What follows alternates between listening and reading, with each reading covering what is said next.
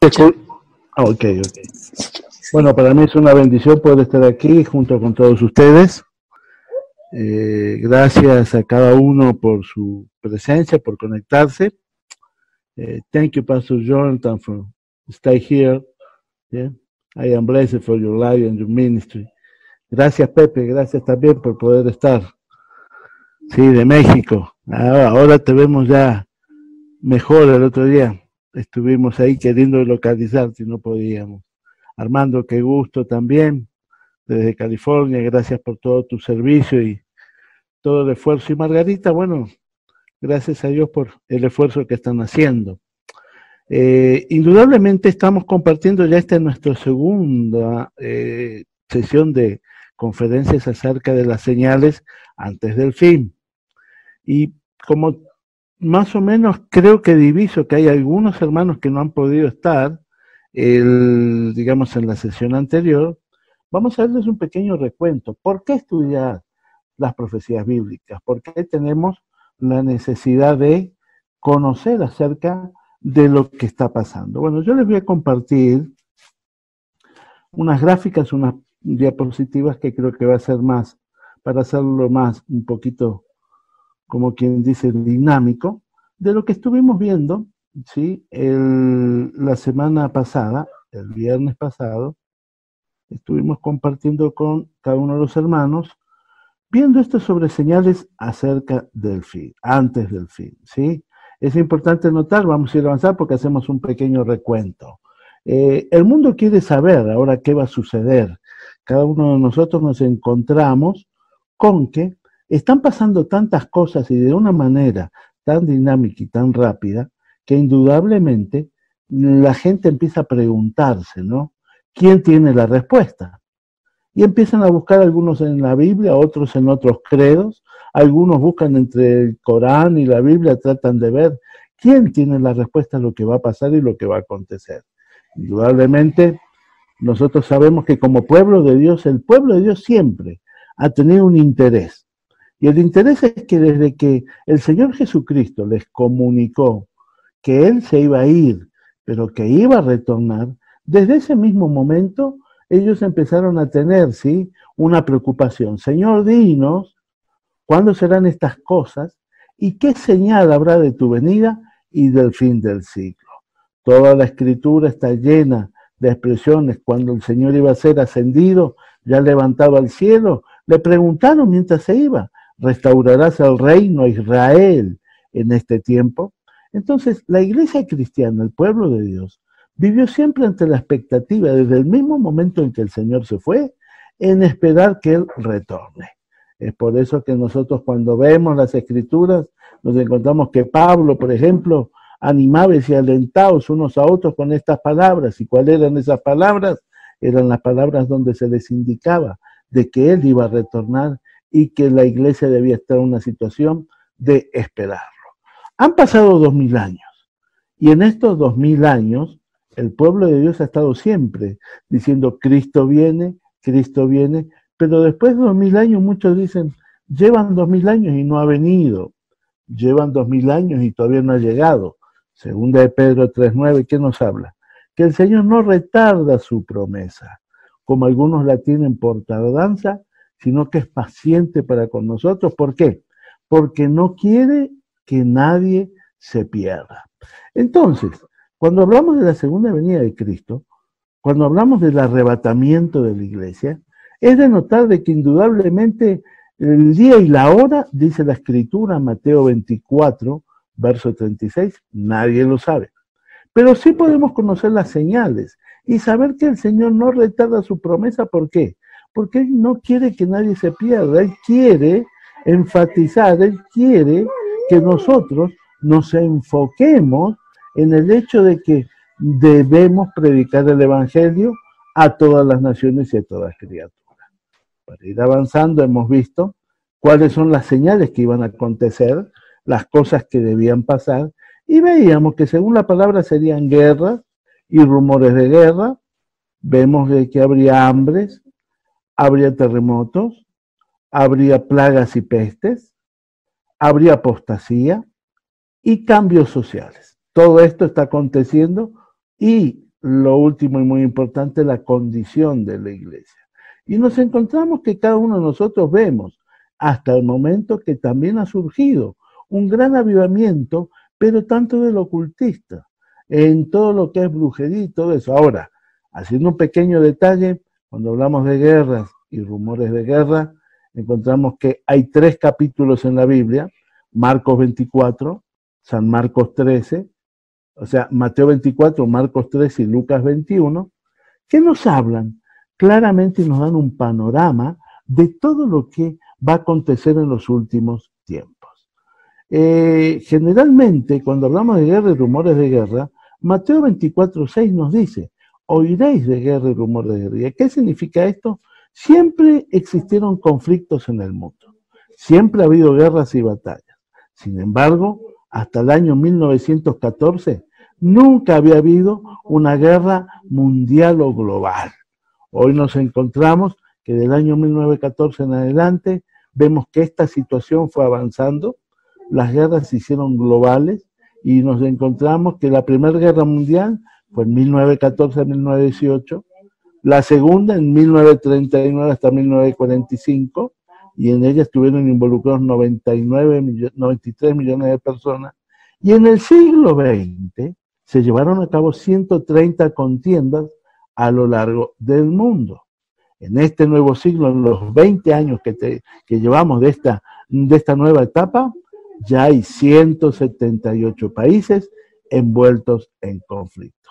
Por eso decimos de que indudablemente hoy vivimos el conflicto entre Estados Unidos y sus aliados, con Irak, vemos el problema entre India y Pakistán, encontramos el problema entre Rusia, Chechenia, Ucrania, recién hubo un problema entre Rusia e Irán, en América Latina envuelta en riesgos bélicos, Chile con Perú, Chile con Bolivia, Colombia con Venezuela, México y la guerrilla, en fin, encontramos de que esto nos habla claramente de que hoy los poderosos del mundo, aquí tenemos una imagen donde está el señor Trump, Putin, Macron de Francia, el Xi de China, son los poderosos a los cuales están siempre envueltos en guerras y en rumores de guerra, en rumores de conflictos, entre amenazas y continuamente creando zozobra en la humanidad. Eso nos habla claramente de que esta es una señal que se está cumpliendo. Pero también habría hambre en diferentes lugares, ¿sí? Y según la Organización Mundial de la Salud, 1/3 del mundo está bien alimentado y 2/3 están subalimentados y con hambre. Con esta situación de la pandemia, significa que en estos últimos 50 años se agravó la situación mundial. Y hoy nos encontramos con que el hambre, cada año mueren 40 millones de personas de hambre, lo que es patético, lo que es muy triste. Cada minuto mueren 30 personas en el mundo de hambre. Y desde el siglo XVII hubo grandes hambrunas que devastaron Asia, Europa y África. En 1796 mueren 10 millones de personas. Por favor, si podríamos silenciar los micrófonos del administrador para que no salga sonido ambiente y no distorsiones. Gracias. En 1943, 3 millones de personas mueren en Bengala. Encontramos que según la FAO, hay 800 millones de personas hoy en día que comen una vez cada 3 días. Entonces, cuando hablamos de hambre, todo esto está ubicado geográficamente en Congo, India, Tanzania, Corea del Norte, Afganistán y otros países. Y hoy, con esta pandemia del COVID, nos encontramos que el hambre está empezando a expandirse. Es difícil entender la situación, pero es lo que está aconteciendo y es lo que nos muestra que la venida del Señor Jesucristo está cerca. Y habla de peste, ¿y qué podríamos decir? Nunca nos imaginamos, creo, de que ni en el peor de los escenarios nos hubiéramos puesto a pensar o imaginar de que estaríamos en una condición como la que estamos. Un virus el cual tiene prácticamente a la mitad del mundo subyugado. Un virus que va dejando una estela de muerte. Y Cristo advirtió que los últimos tiempos, los tiempos del fin, serían signados, marcados, reconocidos por la proliferación de pestes. Es por eso que hoy nosotros nos encontramos que este famoso COVID está haciendo estragos. Lo hizo en Asia, lo hizo en Europa, lo hizo en Estados Unidos, lo hizo en América Latina, sigue. Y hoy las pestes están arruinando no solamente la vida humana. Según la entidad de agricultura, el 35% de la producción agrícola la devoran los insectos antes que se coseche. Y hoy existen 364 supervirus que han creado defensas contra los venenos y antibióticos. La primera evidencia de peste la tenemos en el 1315, la peste negra, que mató casi cerca de 100 millones. Pero este cuadro tan triste, tan patético, esto que hemos vivido en nuestros países, nunca imaginable. Muertos cayéndose en las veredas, la gente desplomándose, las morgues en nuestras ciudades atestadas. Aquí en Ecuador pasamos un tiempo muy difícil, hace un mes, en donde de un promedio de 2.000 muertos mensuales, pasamos a 18.000 muertos mensuales. Hubo 16.000 muertos de más en un mes, solo en Guayaquil. ¿Y eso responde a qué? Responde a esta peste que llegó, a esta situación. Y vemos que el virus siguió bajando hoy. Tenemos problemas en Perú, serios problemas en Chile, serios problemas en Brasil, donde no dan abasto para enterrar sus muertos. Todo esto nos habla de que las pestes van avanzando y hoy nos encontramos que nadie sabe dónde esto se podría detener. Nos habla de que la venida de Cristo está cerca. Vemos que surgió el SIDA, la gripe del pollo aviar, el ébola, la guerra química, el SARS y el COVID, que es una variación del SARS. Todo esto nos habla de que hace 100 años atrás no se lo entendía. Pero, hoy esto nos habla a las claras de que estamos próximos a que se cumpla el retorno de Jesucristo por su pueblo. Habla de terremotos en diferentes lugares, ¿sí? Y es importante, esta es una foto de acá de Ecuador del terremoto que tuvimos en el 2016. Este es un hotel que había en la ciudad de Pedernales, al lado de la playa. Ha quedado totalmente destruido. Eso por ponerle una imagen. Pero los terremotos siempre hubo.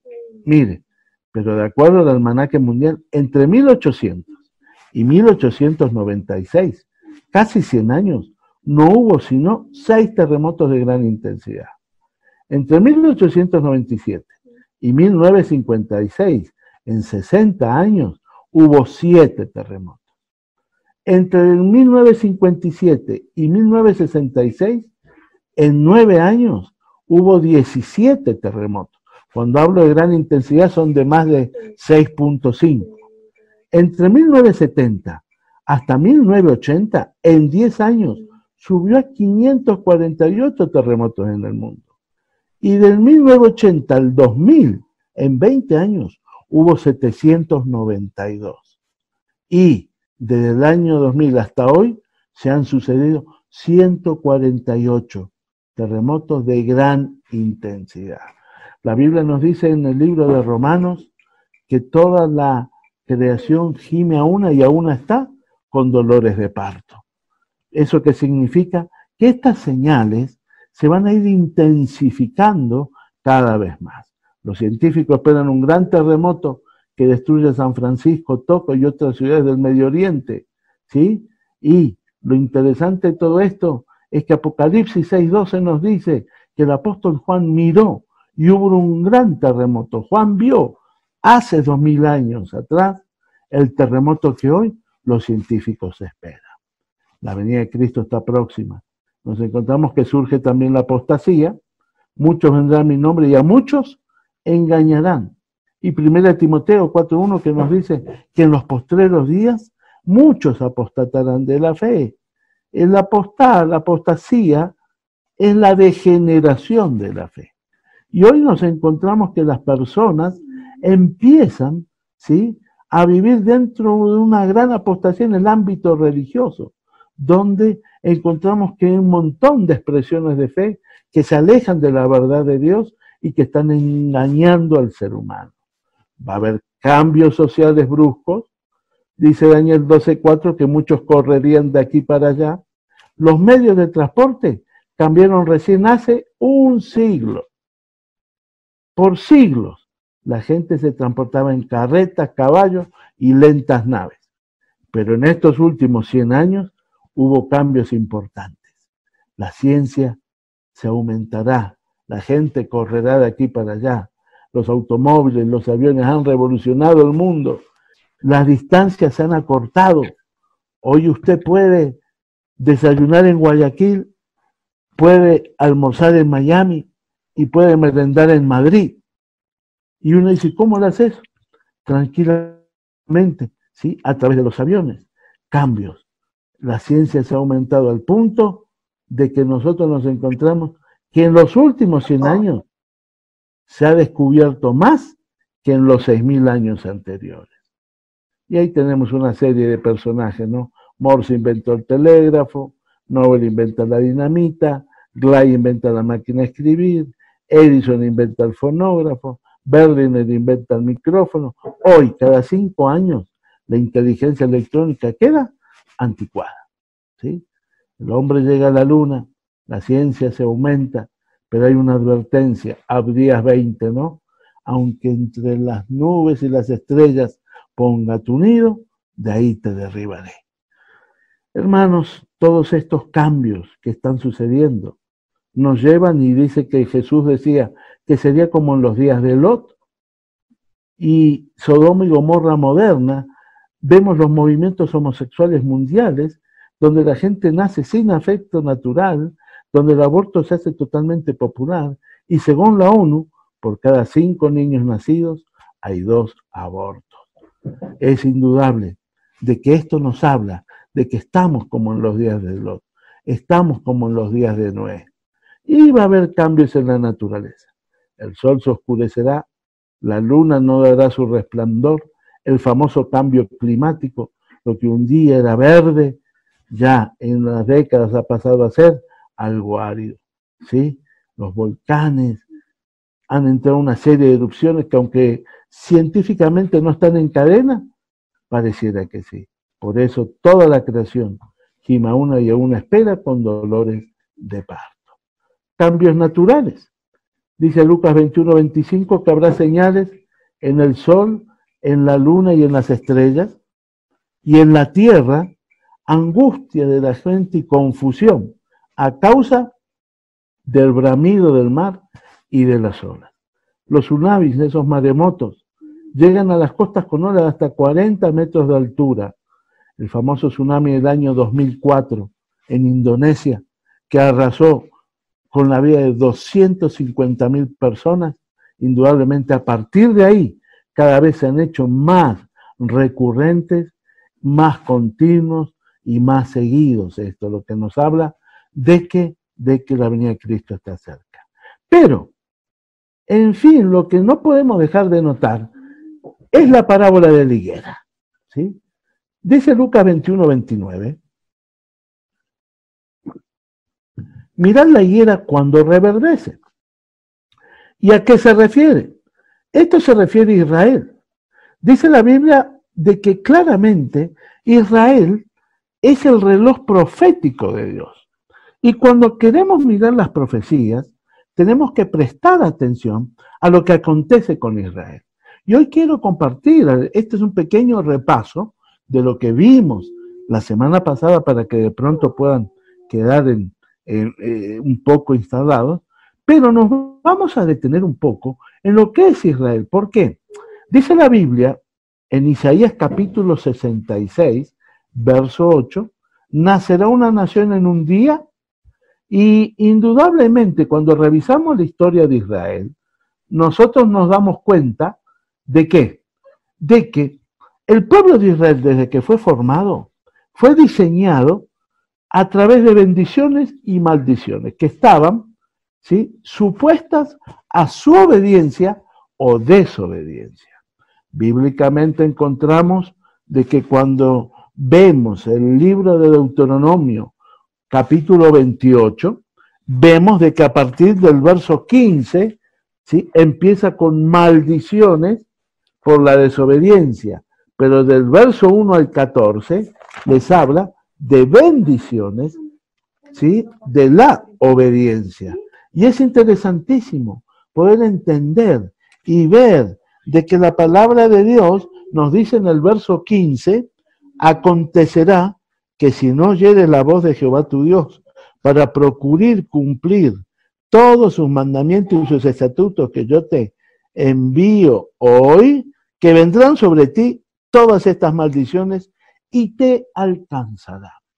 Y dentro de esas maldiciones encontramos de una manera muy importante de que verdaderamente por la maldición del pueblo iba a llegar, ¿sí?, una maldición como esta, la que dice el verso 64.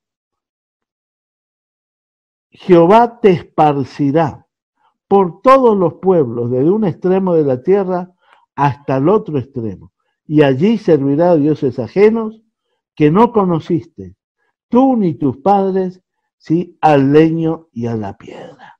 Indudablemente nosotros vemos de que Israel tenía que caminar en obediencia para recibir su bendición, pero en base a su desobediencia, vemos que la higuera encontramos de que el pueblo de Israel, ¿sí?, verdaderamente fue, ¿sí?, expatriado, fue perseguido, fue desterrado, y vemos que año 722 antes de Cristo, los asirios, ¿sí?, sitian a Jerusalén, ¿sí?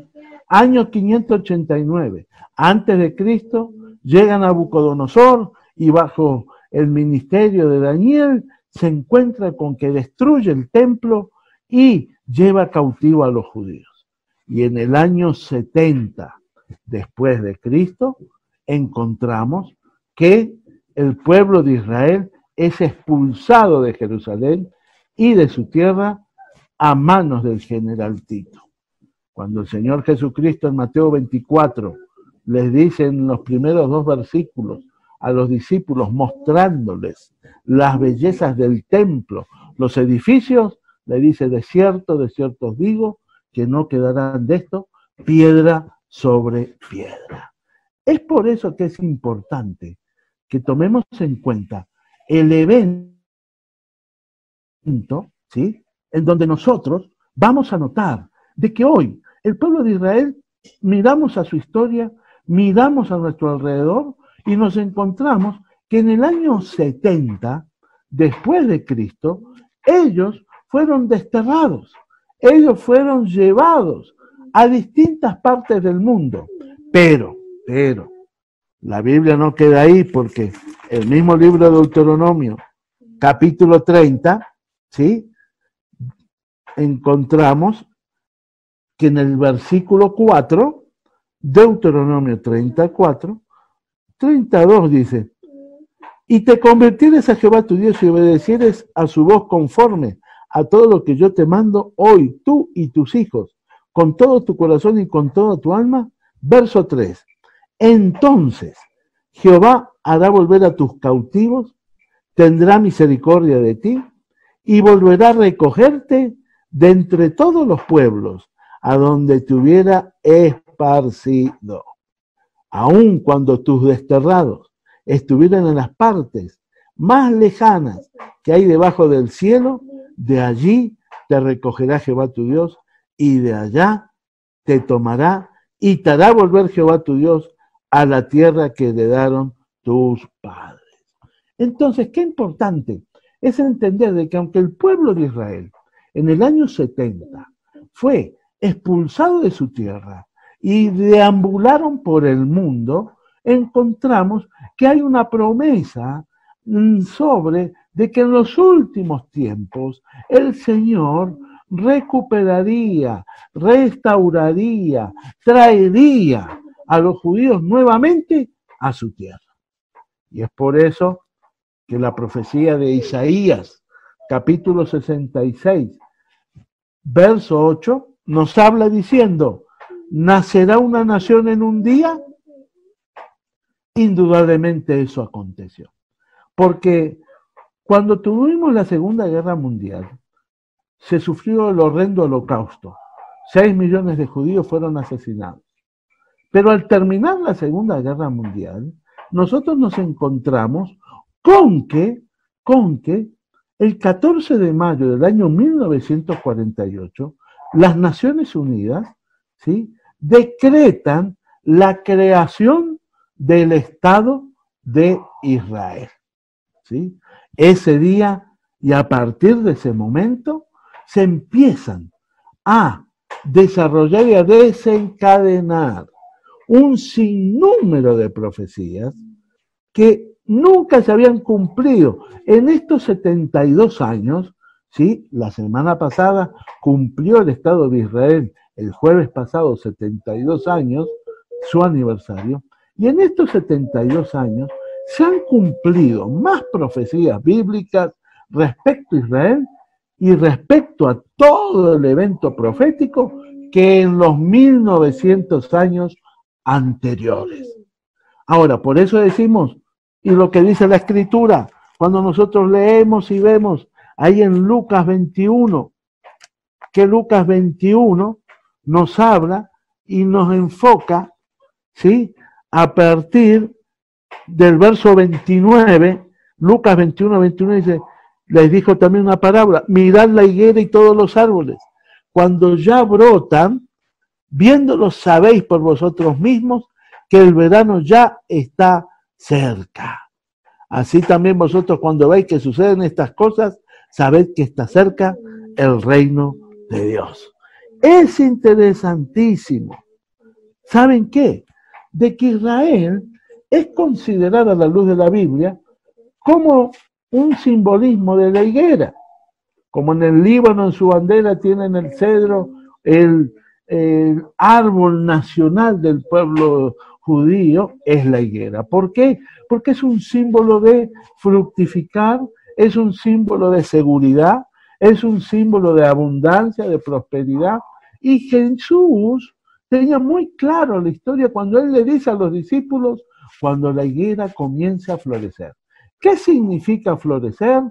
Es lo que todos los estudiosos bíblicos concuerdan, de que el pueblo de Israel empezó a florecer en el año 1948, cuando se creó como Estado.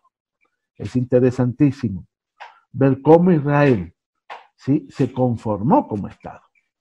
Porque empezaron y al inicio eran 150.000 judíos que llegaban a las tierras de Israel, de diferentes partes del mundo.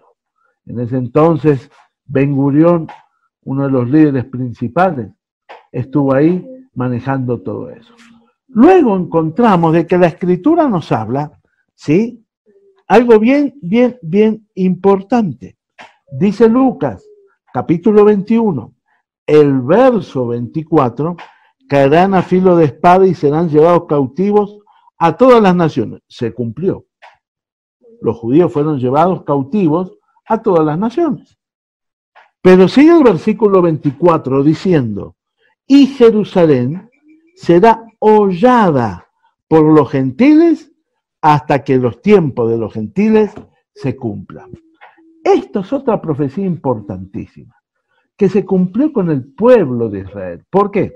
Se nos dice que Jerusalén sería hollada hasta que el tiempo de los gentiles se cumpla.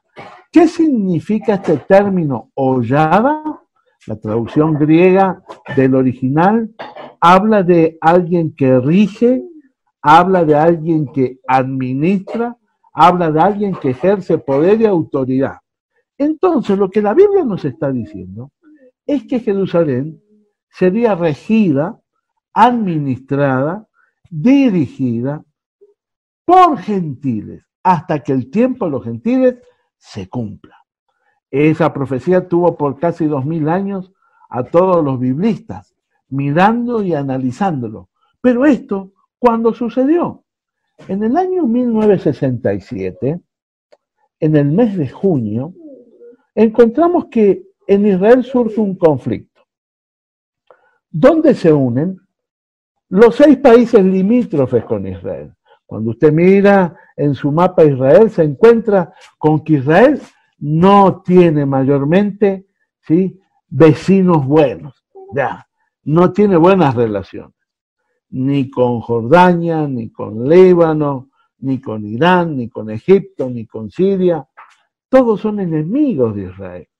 Y ellos en el año 1967 formaron una coalición donde hicieron un ejército y en donde juntaron cerca de 1 millón de soldados entre las 6 naciones para atacar, ¿sí?, al Estado judío, que contaba en ese entonces con un ejército de 100 a 150.000 personas. Y es lo que históricamente se conoce como la famosa guerra de los 6 días. ¿Por qué se conoce como la guerra de los 6 días? Porque ese es el tiempo que duró. Y empezaron todos estos soldados, regenteados por estas naciones enemigas de Israel, invadieron, ¿sí?, la parte sur de Israel, empezaron a atacar Israel por el norte y por el sur, y por donde lo vean ellos tenían la ventaja de la mayoría. Sin embargo, milagrosamente, estos 100.000 soldados judíos en 6 días hicieron retroceder a las fuerzas aliadas, y no solo los hicieron retroceder, sino que Israel extendió su dominio. ¿Hasta dónde? Hasta la península del Sinaí. ¿Sí? Eso generó un revuelo mundial. Entonces las Naciones Unidas vuelve a mediar, ¿sí?, para que Israel le devuelva a Egipto la península del Sinaí. Y bueno, Israel dijo, no hay problema, le devolvemos la península del Sinaí, a cambio de que las Naciones Unidas, que eran hasta ese momento los que regenteaban, ¿sí?, en manos de británicos y árabes, la ciudad de Jerusalén, le entreguen el control de la alcaldía, del municipio, de la gobernación de Jerusalén a Israel. Y fue así como sucedió. El 7 de junio de 1967, Israel vuelve a tomar la administración de la ciudad de Jerusalén. Y ahí se cumple el tiempo de los gentiles. Todo esto, hermano, nos habla claramente de que Dios tiene un plan. Y en medio de este plan, vemos que Israel ha hecho cosas increíbles. La Biblia promete de que el desierto florecería y los judíos han hecho florecer el desierto. La Biblia promete que de Israel se alimentaría con frutas a las naciones, y hoy nos encontramos que de Israel, con sus tomates, sus naranjas, sus zanahorias, sus granadas, están exportando a muchos países. Hoy, cuando usted mira Medio Oriente, Zacarías capítulo 12, versículo 2 dice que Jerusalén sería una carga pesada, una piedra pesada para las naciones. Lo que sucede en Jerusalén nos marca el termómetro de en dónde estamos proféticamente. Ahora, es importante entender, todas estas señales nos hablan de que Cristo viene, de que el Señor está a las puertas. Vamos a pasar ahorita a algo que para mí es muy importante entender. ¿Por qué? Es lo que, de acuerdo al libro del profeta Daniel, se le conoce con el plan de Dios para Israel. Dios tiene un plan para Israel. ¿Y cuál es ese plan para Israel? Vamos a las 70 semanas de Daniel, ¿sí? Dice Daniel, ¿sí?, 9:24, que hay 70 semanas determinadas sobre tu pueblo, ¿sí?, y sobre tu santa ciudad. ¿Para qué?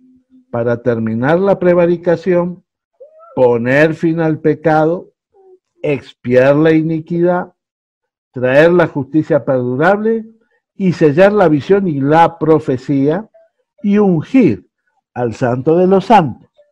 Esto es interesantísimo. ¿Por qué? Nos muestra que Dios tiene un plan. ¿El plan qué? Son 70 semanas. ¿Sobre quién? Sobre tu pueblo, y el pueblo de Daniel era Israel, y sobre tu santa ciudad. ¿Cuál es la santa ciudad? Jerusalén. Y que estas semanas están determinadas sobre el pueblo de Daniel y sobre su santa ciudad. ¿Para qué? Para estas cosas muy particulares.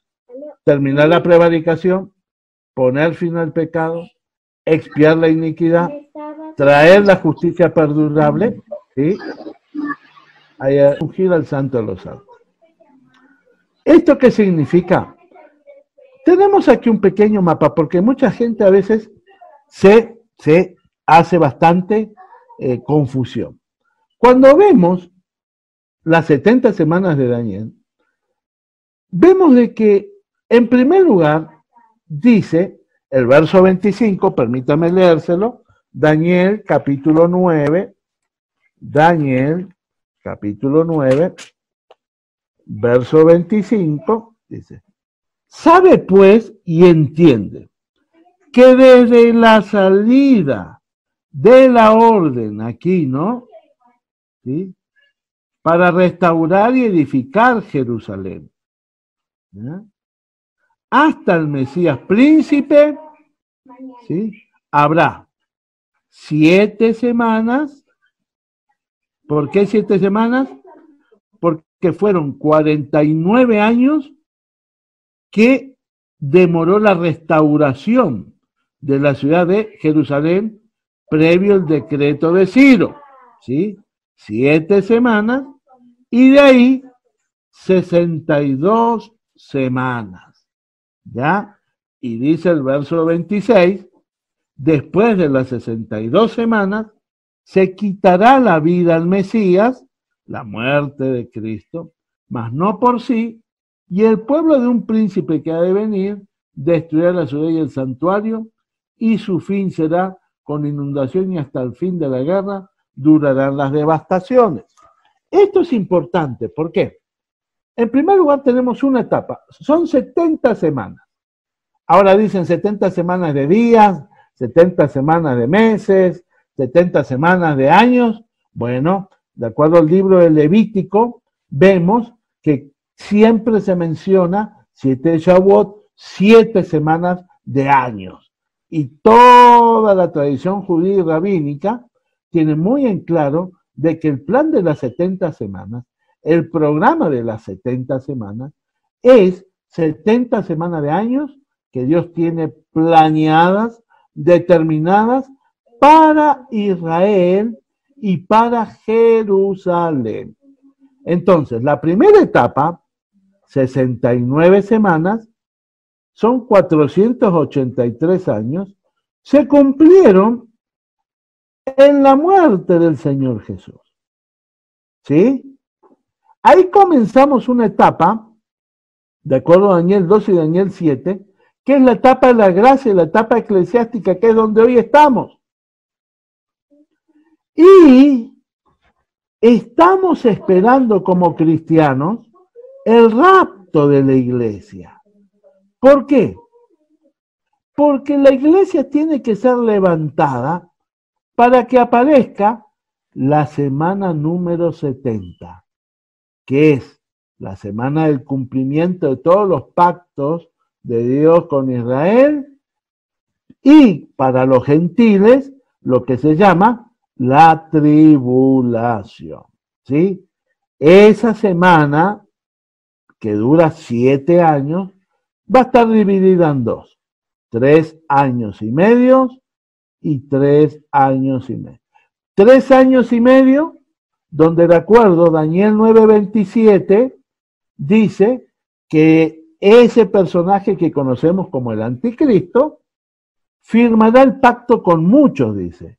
O sea, que él va a ser el que va a firmar el pacto de paz que hoy se está hablando entre Israel, ¿sí?, Estados Unidos y los palestinos.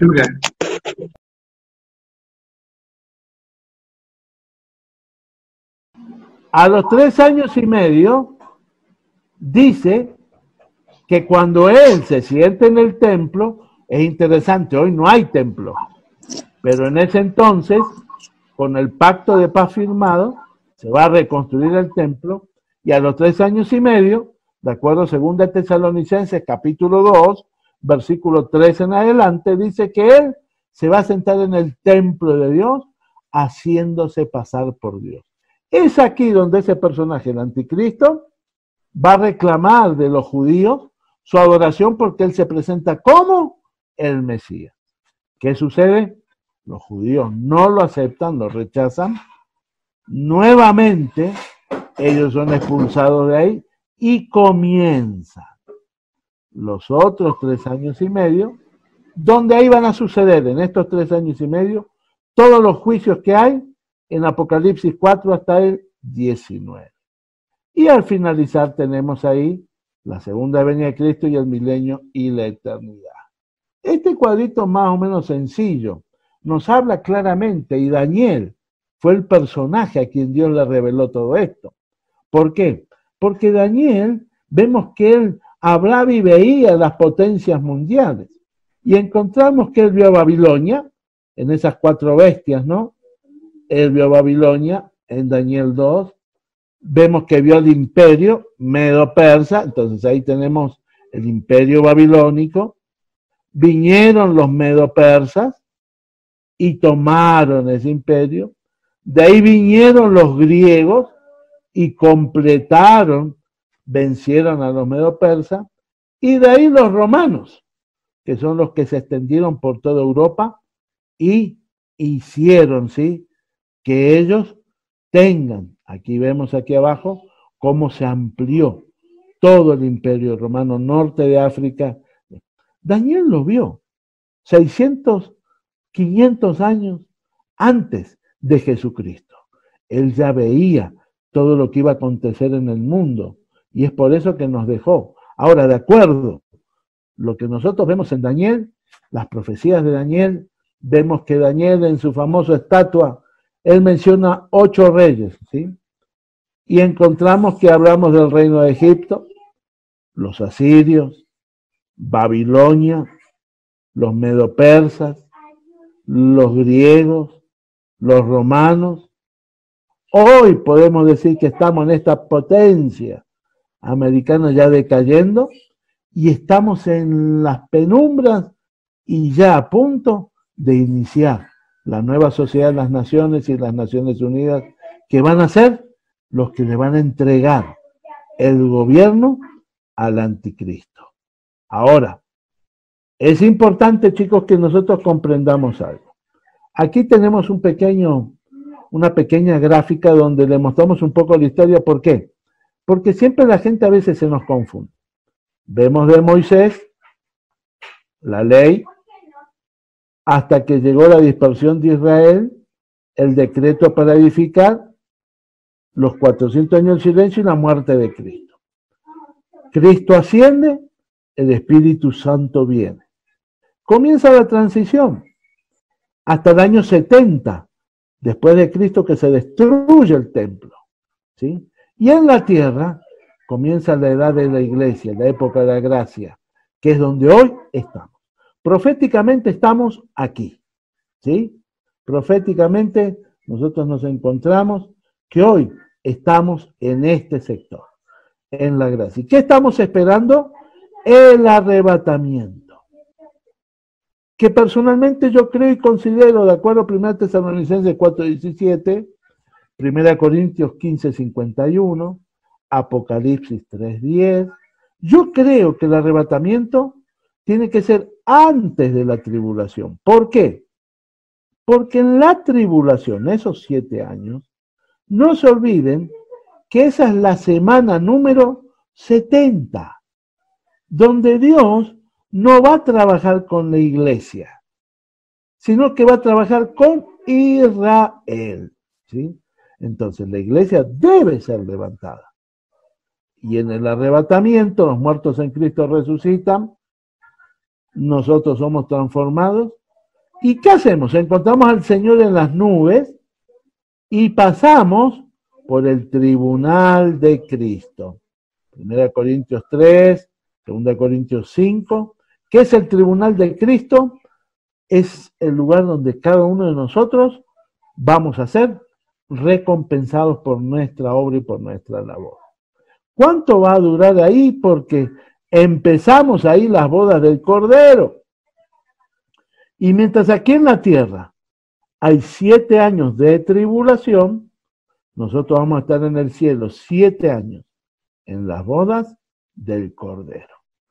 Al terminar los 7 años, viene la segunda venida de Cristo. ¿De acuerdo? El Salmo 2. ¿A dónde? A pelear en el Armagedón, ¿sí? Y a instalar lo que se conoce como el reino de 1000 años, el milenio. Satanás es atado, arrojado y encerrado al pozo del abismo, y comenzamos 1000 años, en donde vivimos en un estado ideal. Pero terminados esos 1000 años, ¿qué pasa? Satanás es suelto. Y de acuerdo a Apocalipsis 27, vuelve a engañar a las naciones. Y ahí sí, hay 2 guerras que acontecen en el mundo, ¿sí? Hasta ahora hemos tenido 2 guerras mundiales. La tercera guerra mundial es lo que se conoce como el Armagedón. Y la cuarta guerra mundial es la que sucede al finalizar el milenio, que se llama la guerra de Gog y Magog. En ese tiempo ya el Señor destruye a todo, al lago de fuego, ¿sí? El juicio final y el gran trono blanco, ¿no? Para pasar al estado eterno, ¿sí? Pregunto, háganme una seña, escríbanme algo, pónganme algo. Hasta aquí vamos. ¿Tienen dudas? ¿Se han confundido? ¿Algo para aclarar? Aprovechen ahora.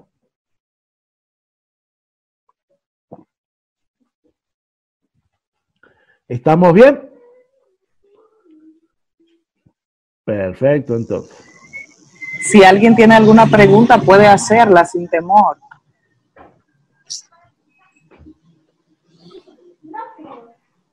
¿Hasta aquí estamos claros? Una preguntita. Por supuesto, por supuesto. Sí, buenas noches. Según yo entiendo, según te está explicando, la iglesia no va a estar en la gran tribulación. Ajá. Me gustaría saber a qué se refieren entonces a los salvados de la gran tribulación en el Apocalipsis. Qué lindo, qué importante esa pregunta. Gracias, Ney, ¿no? Sí.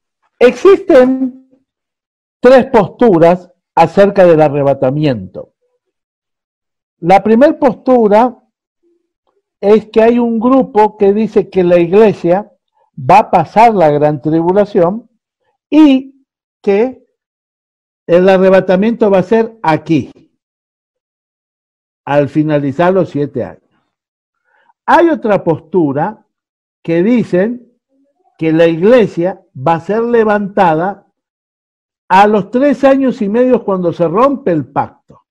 Y antes que empiecen los juicios, la iglesia es levantada.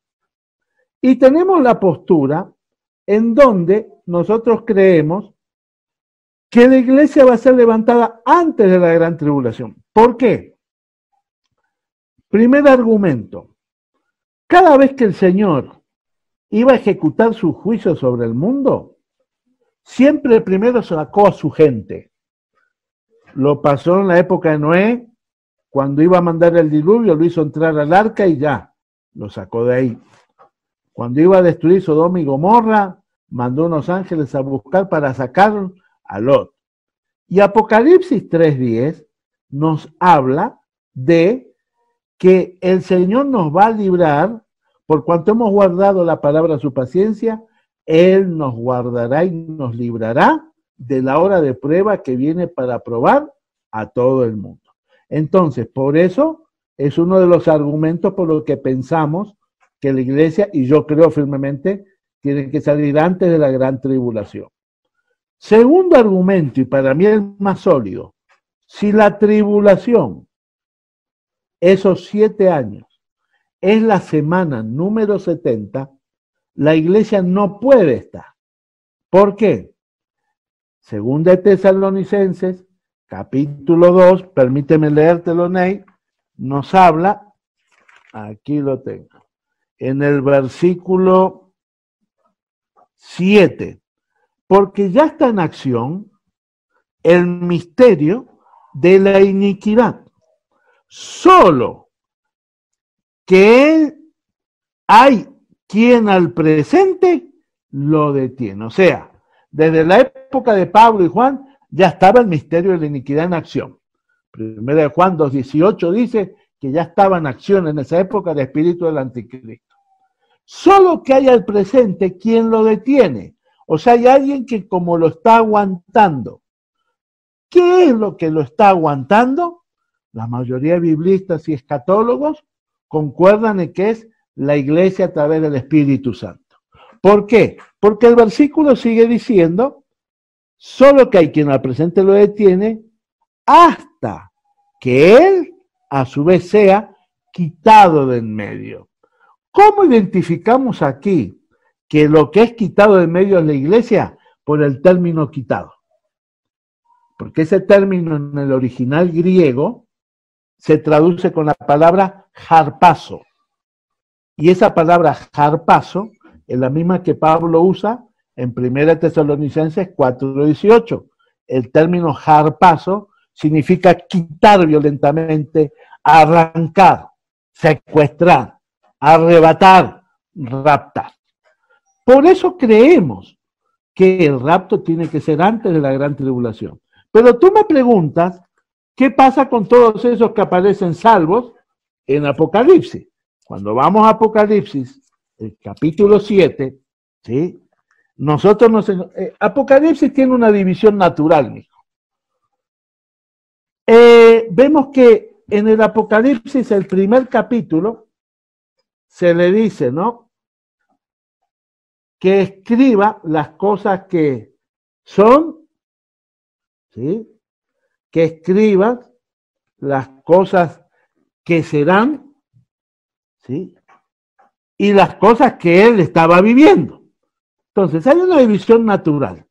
Dividimos Apocalipsis rápidamente. Capítulo 1, una nueva revelación de Jesús para Juan.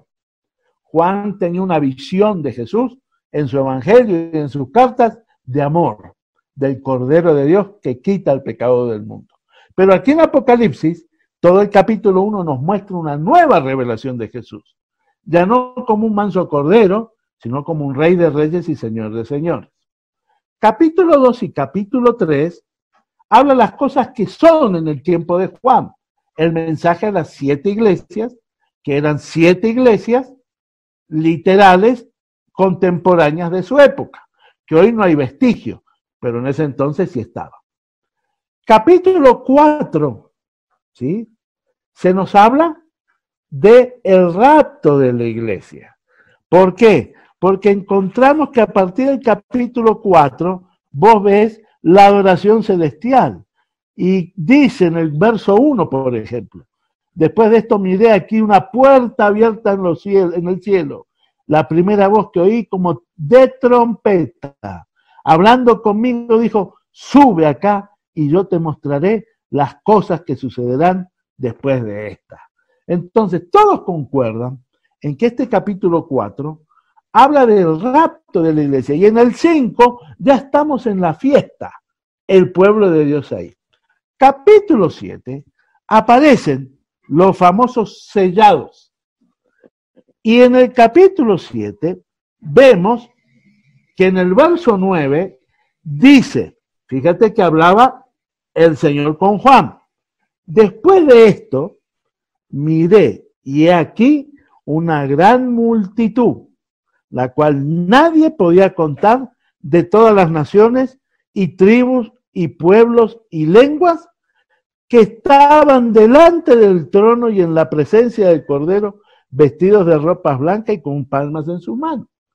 Y si seguimos leyendo, ¿sí?, el verso 13, fíjate que dice, uno de los ancianos.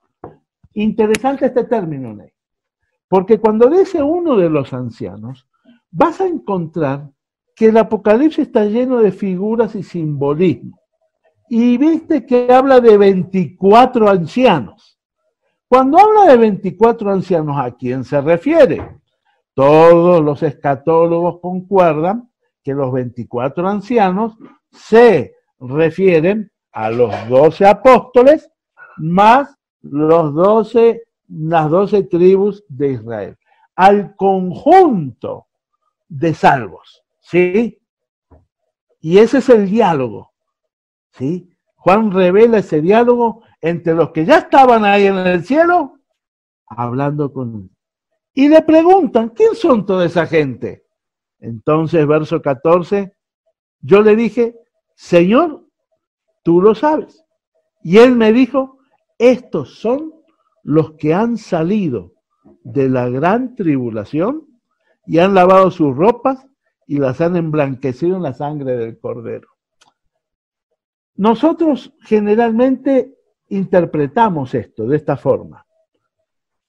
Estos que están, ¿ya?, ahí vestidos, son aquellos que salen vivos, salían vivos. No, no salieron vivos, salieron salvos de la gran tribulación.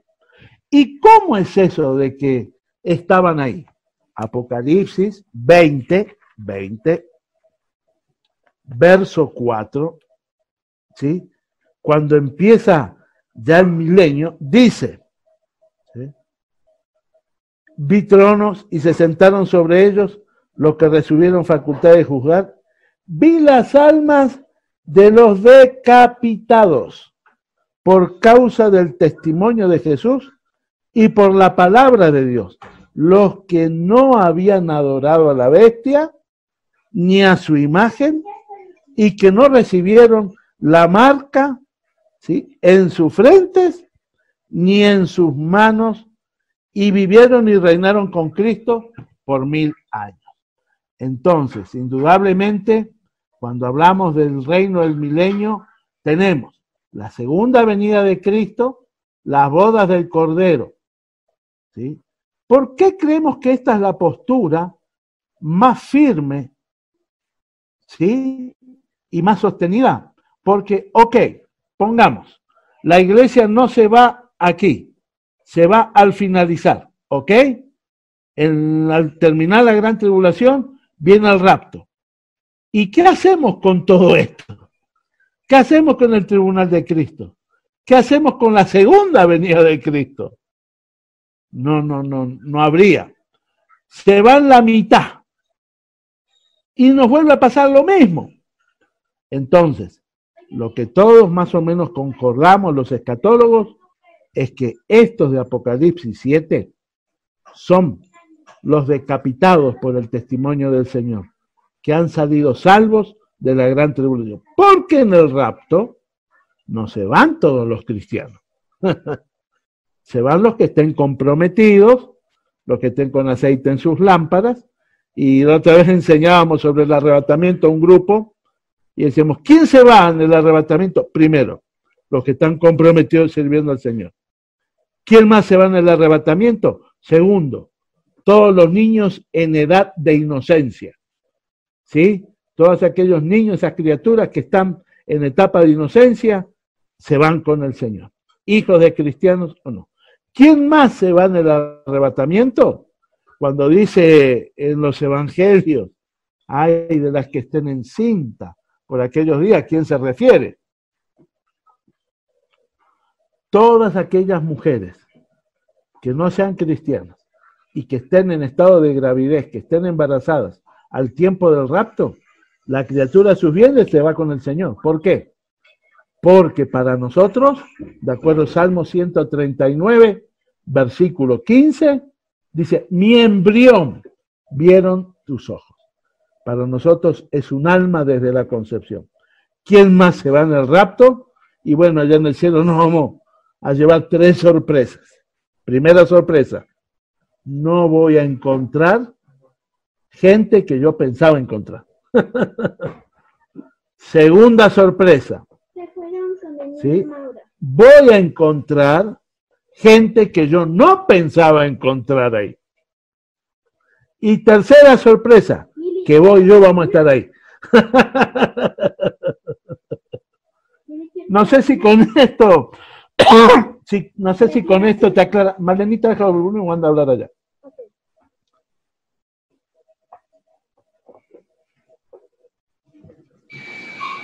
Muchas gracias, pastor. Todas las dudas fueron despejadas. Qué bueno, qué bueno, qué bueno. ¿Algún otro que tenga alguna otra duda, alguna pregunta, inquietud? Si alguien tiene pregunta, puede hacerla en estos momentos. Aló, sí, ¿me escuchan? Sí, le escucho, Armandito. Martin, Pastor Jonathan, I want to inform Martin and the people about what you just mentioned, okay? About Ethiopia.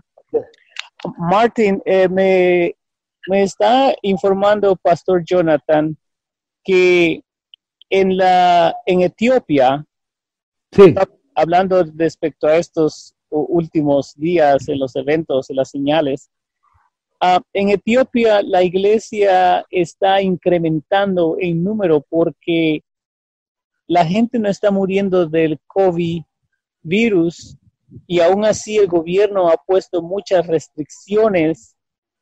Entonces lo que los de la iglesia han hecho es que solo se reúnen 3 o 4, pero aún así usan los medios de comunicación y siguen discipulando la gente, y cuando pueden salir, salen a evangelizar.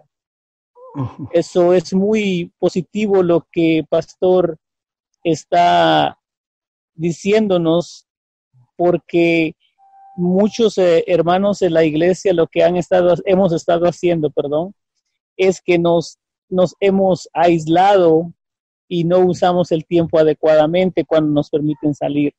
Pero tenemos los medios de comunicación donde podemos seguir discipulando a aquellos que estén dispuestos a ser discipulados. Pastor Jonathan nos anima a que le pidamos sabiduría al Espíritu Santo para hacer los cambios que debemos hacer. Importante, gracias. Algo interesante, dentro de las profecías bíblicas, para mí una de las señales más interesantes es el hecho del gran avivamiento mundial que va a venir. Y cuando nosotros nos encontramos, ¿sí? Por ejemplo, con la profecía de Joel 28, que dice, y en aquellos días derramaré mi espíritu sobre toda carne, indudablemente tiene que haber en los últimos tiempos un profundo avivamiento, ¿sí? Hoy lo estamos empezando a vislumbrar, como cuenta el pastor Jonathan de Etiopía. Me llegaba una información en donde, desde que comenzó la pandemia, ¿sí? 100,000 personas en América Latina han aceptado a Cristo en estos meses, por medio de las redes sociales. Y nosotros que pensábamos que esto nos iba a hacer mal, porque se cerraron los templos, se cerraron los templos. Acá encontramos que en Ecuador muchas iglesias han devuelto las llaves de los templos donde alquilaban, donde rentaban, porque ya no hacen culto en las iglesias. Pero la iglesia no se cerró. Y son los hogares, es este medio de comunicación. A mí me encanta agarrar o abrir el Facebook y encontrar que hay tantos hermanos que están predicando el evangelio, que están llevando la palabra. Tiene que haber, y es por eso que aquí nosotros le poníamos, vamos a volver un poquito a esta presentación. A ver, ¿dónde está? Se me fue ahorita. Uy, ¿dónde está? Vamos a abrirla, espérenme un momentito. En donde encontramos que indudablemente necesitamos más que nunca estar conscientes del tiempo de Dios para poder nosotros, ¿sí?, ser testigos de lo que el Señor va a hacer en los últimos tiempos, ¿ya? Y algo interesantísimo es esto del derramamiento espiritual, porque dice que Se nos dice en Hechos 2:17, en los postreros días derramaré mi espíritu sobre toda carne. Y Mateo 24:14, este evangelio será predicado a todas las naciones. Y Eclesiastés 8:5 dice que el justo sabe discernir los tiempos. Y este es el tiempo donde el Espíritu Santo está haciendo cosas. El crecimiento actual es mayor que el neotestamentario. Nos encontramos con algunos datos. El crecimiento de ayer. ¿Cómo era la iglesia ayer? En los tiempos de Jesús había 167 millones de habitantes. 100 después de Cristo, en el año 100, había 1 millón de cristianos. O sea, en 100 años, la iglesia generó 1 millón de cristianos, que fue algo impresionante para su época. Para el año 500 había 43 millones de cristianos. Para el año 1000 después de Cristo había 54 millones de cristianos. Para el 1500 había 81 millones de cristianos. Para 1800 había 208 millones de cristianos. Para 1900 había 520 millones de cristianos. Eran el 34% de la población en ese entonces. Pero de ahí, ¿qué pasó? La lluvia tardía. Joel 2:21 dice, regocijaos que os enviaré la lluvia tardía. Y el crecimiento de estos últimos 100 años ha sido impresionante. Nosotros nos encontramos que en 1980 había 1.432 millones de cristianos. En Estados Unidos y Europa era un cuadro patético, porque 7.600 personas abandonaban la fe diariamente. Sin embargo, el avivamiento mundial está en Asia, África y América Latina, donde la gente está volcándose. Hay un avivamiento. En África, 4.000 cristianos diarios se convierten a pesar de la persecución que hay en Etiopía, que hay en Nigeria, que hay en Somalia, en distintos países. 12.000 se agregan a la iglesia diariamente. Asia, China y Japón y Corea, 80 millones de cristianos. Y ahorita dicen que en China están llegando ellos solitos a tener 60 millones de cristianos después de la pandemia. ¿Por qué? Porque el evangelio se había hecho tan real que en medio de esto oraban por los enfermos y los enfermos sanaban. Cada día en América Latina y en el mundo vemos 13.000 cristianos nuevos, 7.000 cristianos en América Latina, 7.500. Hay 8.890 grupos en el mundo, 6.900 ya tienen Biblia. Y hay 18.000 librerías en el mundo, 22.000 títulos cada año se escriben. Hoy hay un avivamiento, ¿sí? Hay 2.100 millones de cristianos hoy en día. 3,5 millones de iglesias. 27.000 denominaciones. 4 millones de pastores. 6 millones de obreros. Y 84.000 cristianos nuevos cada día en el mundo. Esto, chicos, nos habla claramente, ¿no?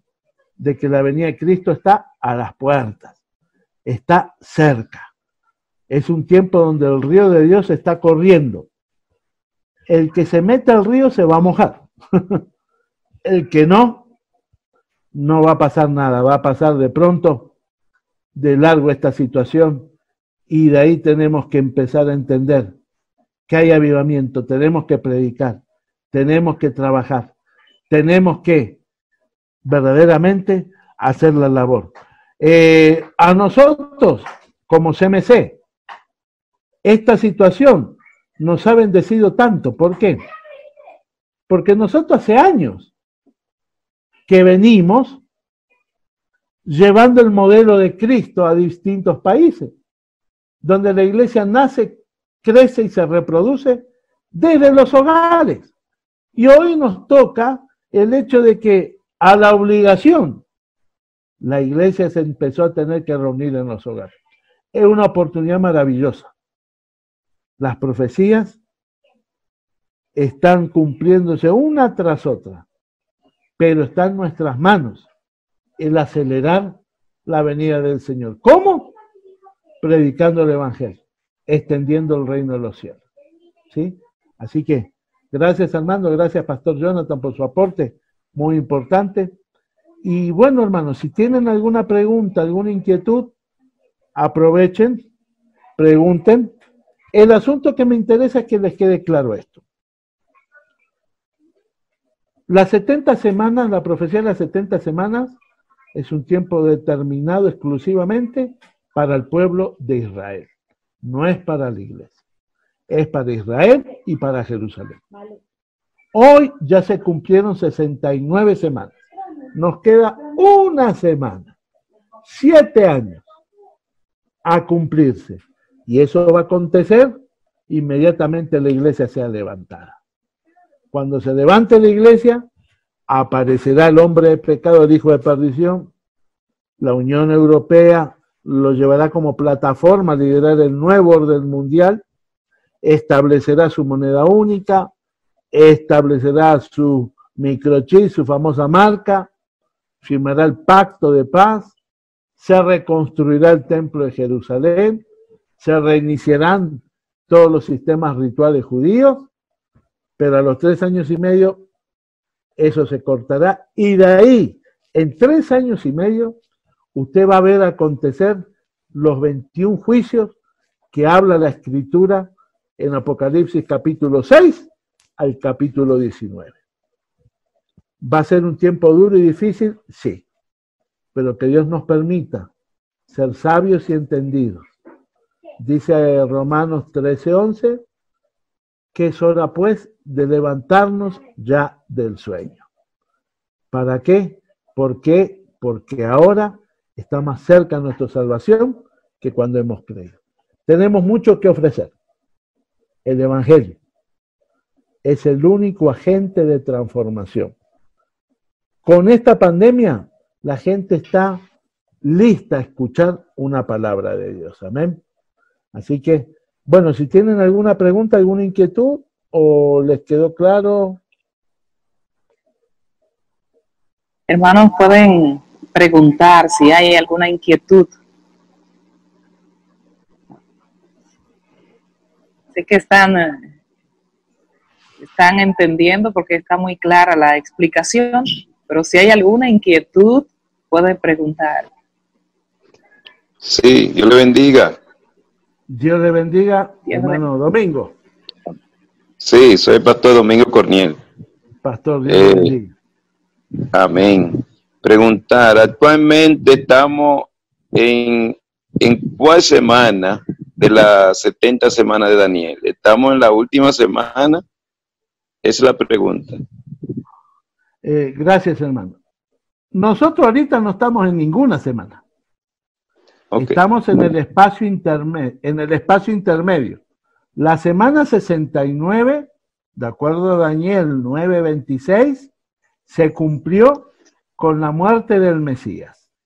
La semana 70 va a empezar a correr cuando la iglesia sea levantada. Entonces estamos nosotros en la etapa de la gracia, donde el Espíritu Santo está trabajando a través de la iglesia. ¿Sí? No sé, pastor. Gracias, pastor. Sí, gracias. De nada, pastor, para servirlo. Amén. Una pregunta. Sí. Una vez la iglesia sea levantada, el Espíritu Santo ya no estará en la faz de la tierra. Ajá. El Espíritu Santo se irá a la boda del Cordero, igual con la iglesia, en el tiempo de la... Indudablemente yo creo que sí. Hay algo que tienes que entender. Cuando leemos en el libro de Apocalipsis, que después de los juicios, vos encuentras que dice que ni aún así la gente se arrepentía de sus malas obras. Esa es una clara señal de que el Espíritu Santo ya estaba con la iglesia, se fue con la iglesia. En la gran tribulación, ¿se va a predicar? Me preguntó alguna vez alguien. Sí, ¿quién va a predicar? Los 144,000 judíos, liderados por los 2 testigos. ¿Y qué van a predicar? El evangelio del reino, ¿sí? Nosotros hoy predicamos el evangelio de la gracia de Dios. Ellos van a predicar el evangelio del reino. El judío no anda por fe. Entonces, no es alguien que sea motivado, movido por el Espíritu Santo, no, ellos andan por las obras de la ley. Entonces, lo que yo personalmente considero es que el Espíritu Santo se va con la iglesia a las bodas del Cordero, y allá debe estar. Y aquí en el mundo, mientras estemos en las bodas, acá sucederá la semana tan trágica que es la semana número 70, ¿no? No sé, hermano, si con eso medio te aclara un poco el concepto. Sí, sí, claro que sí, me aclara el concepto. Muchas gracias. De nada.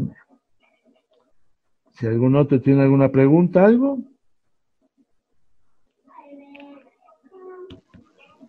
¿Alguna pregunta, por favor? Que estamos ya en la fase final de la conferencia.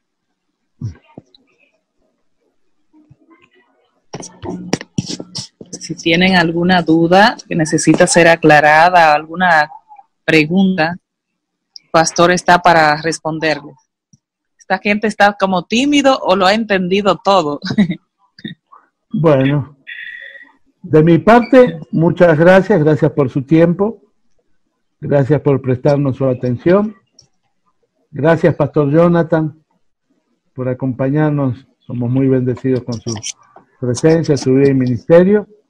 Gracias a cada uno, ¿no? A Pepe, Armando, Margarita y cada uno de los hermanos ahí de República. Que Dios los bendiga y, bueno, Margarita, tú continúas. Amén.